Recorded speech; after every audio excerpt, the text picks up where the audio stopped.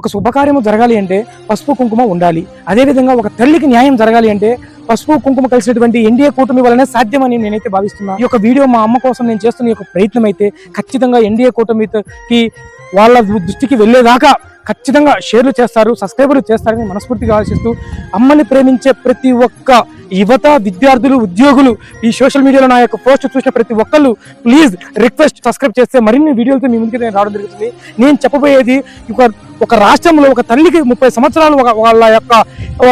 భర్త ఉద్యోగి చేసి 30 సంవత్సరాలు శ్రమ ఊర్చి కష్టపడి ఆయన యొక్క సర్వీస్ ఉన్నంత కాలము వాళ్ళ భార్యకి బెనిఫిట్స్ సర్వీస్ ఉన్న బెనిఫిట్స్ ఇచ్చి కూడా ఏదైతే అవినీతికి పాల్పడి ఒక సోషల్ వెల్ఫేర్ డిపార్ట్మెంట్ లో ఒక డీడీ గారు మేము 50,000 ఇవ్వలేదని, ఒక లంచం 50,000 ఇవ్వలేదని, ఒక 95,000 రూపాయలు మా నాన్న ఇల్లీగల్ గా ఉన్న దగ్గర పసుపులేటి అంజమ్మ దగ్గర 95,000 రూపాయలు లంచం తీసుకొని అవినీతికి పాల్పడి